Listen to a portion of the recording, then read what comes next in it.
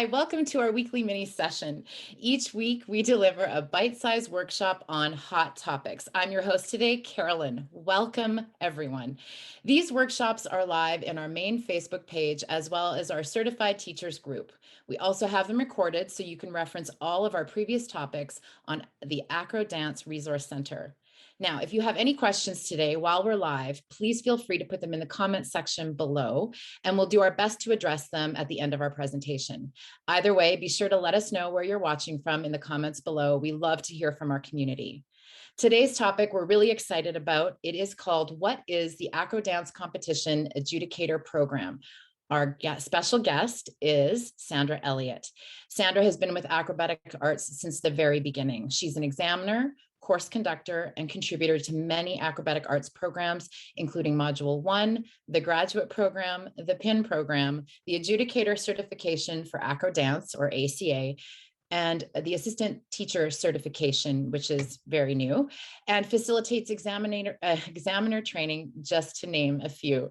She's also developed the AcroDance Competition Adjudicator Program, which is why she's the perfect guest for today.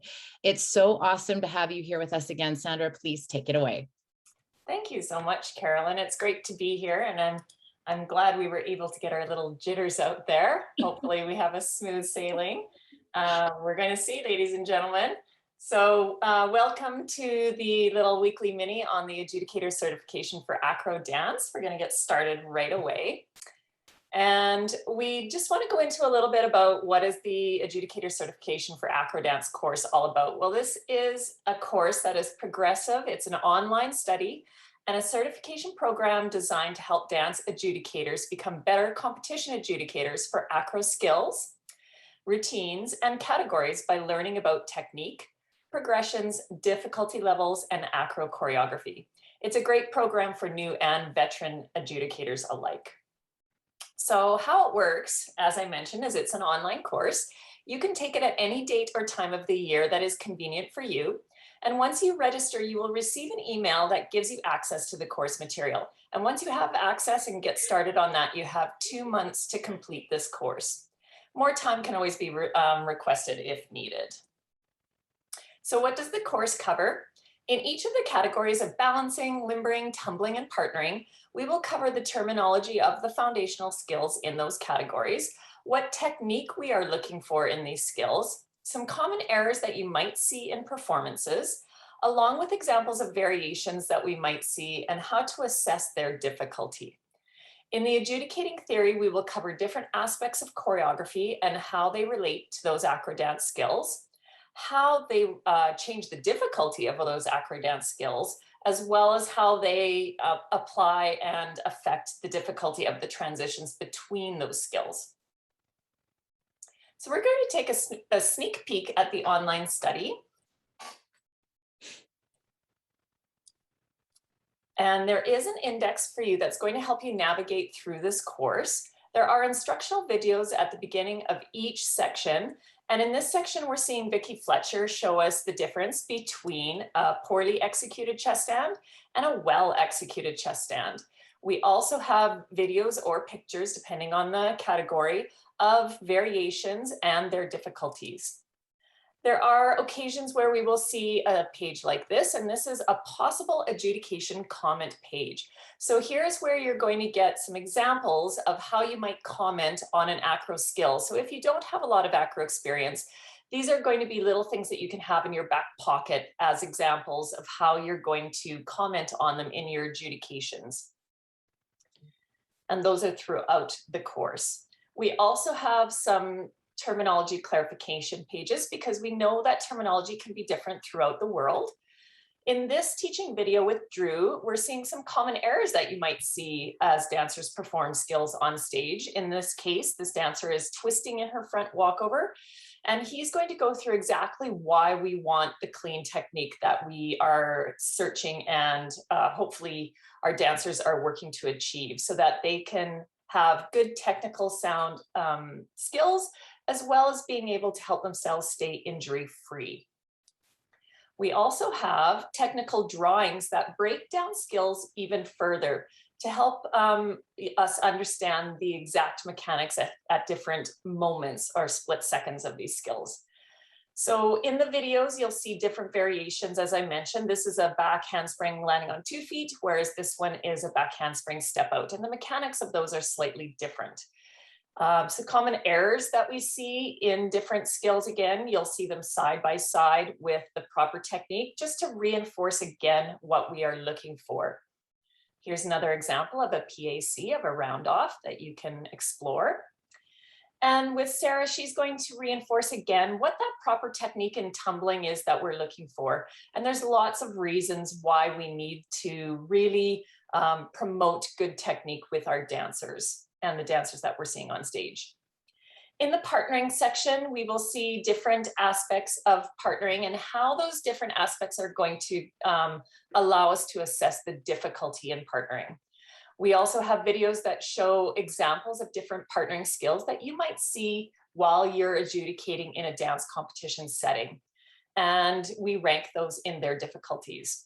In the teaching video with Trish Thompson, she does a fabulous job of illustrating how interesting and creative partnering can be and how important partnering is to AcroDance. And we also hear her talk a little bit about how you might see partnering with dancers of different sizes, but how you might also see some partnering with dancers that are of similar sizes, and how that affects the difficulty or their execution of that, and how we can address that within our adjudications.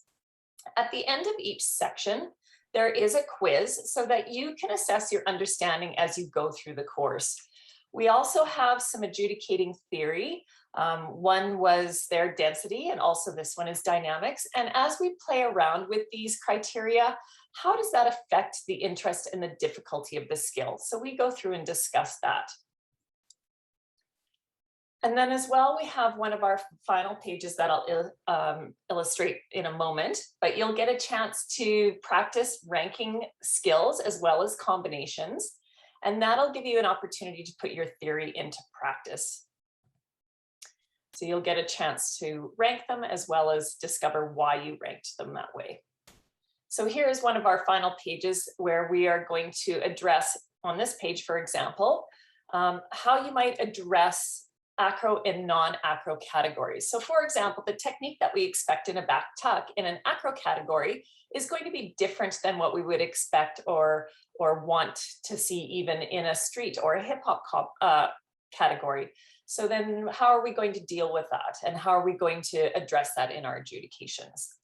So as you know, at Acrobatic Arts, we are passionate about safe teachings in attempts to keep dancers injury-free, and this is also very important to us as adjudicators, and we address this throughout our course.